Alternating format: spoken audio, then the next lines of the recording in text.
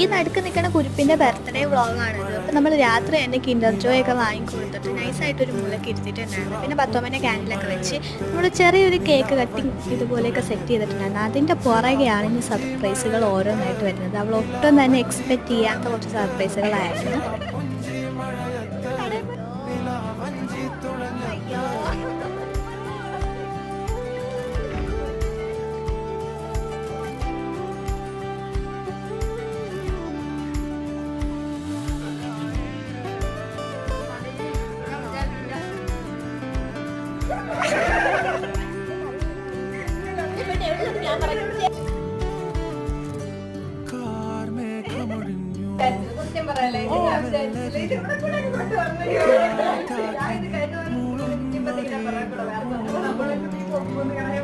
പിന്നെ കിൻഡർ ജോയുടെ കൂടെ കിട്ടിയ ബാൻഡ് കിട്ടി അവിടെ ഇരിപ്പുണ്ടായിരുന്നു. സോ അത്രേ ഉള്ളൂ. ടാറ്റാ.